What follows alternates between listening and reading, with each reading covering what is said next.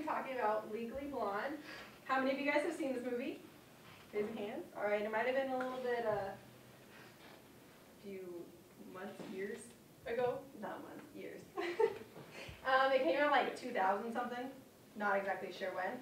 So I'm just going to give you guys a refresher on kind of the plot of the movie. So this is Elle Woods, and she is a sorority girl, and she's so in love with her boyfriend, Warner.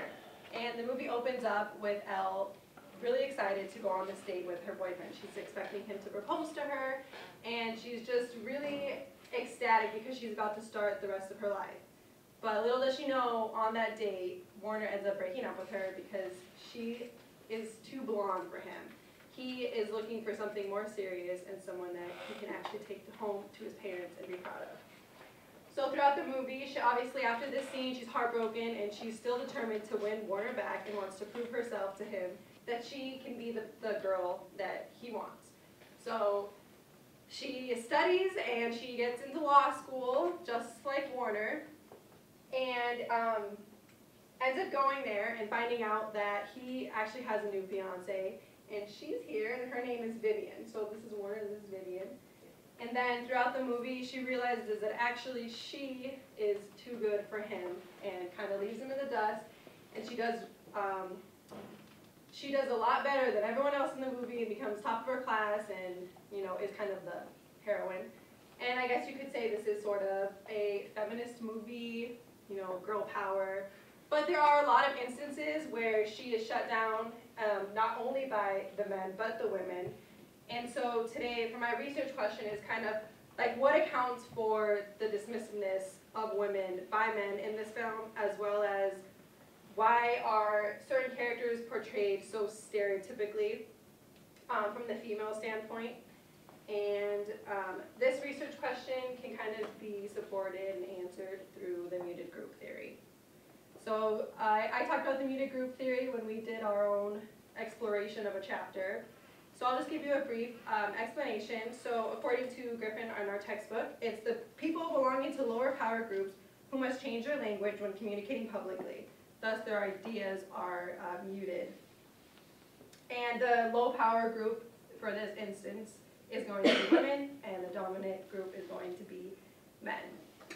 And the subjects I'm going to be touching on throughout this theory are the man-made language, networking with women, men acting as gatekeepers, and the dominant group kind of dismissing the lower group.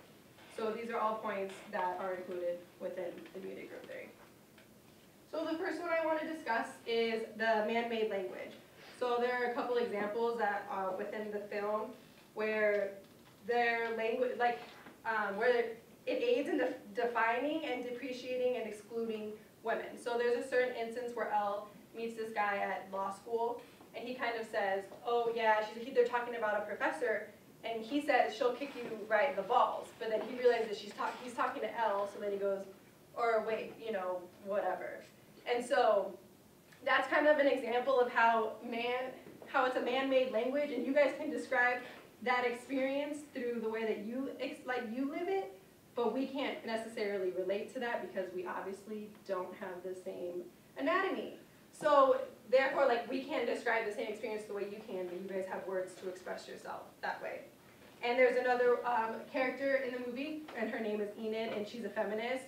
And there's a scene where she's talking to Warner at a party, and she mentions the word menstrual cycle and how men is kind of like the root of the word, and how she's like, oh, you guys take over everything, and she's like, I want to change it to ovester, not semester, and all this stuff.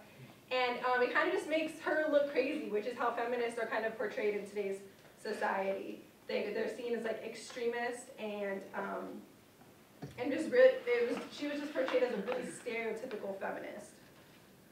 The next example is the networking with women. So women do this in order to be able to express themselves so that they can't, the way that they can't within a dominant group. So there's two kind of areas where women are allowed to network with one another within this film. One's in the sorority house at the beginning, and then the second one is at a nail salon.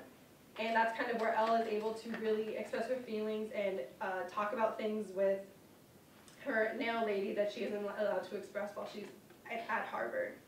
And there's one specific instance that kind of really highlights this, and it's actually when Vivian comes into Elle's room, it becomes like a safe place for her, and Vivian kind of breaks down walls, like she acts really hard, and once she steps into Elle's room, she starts to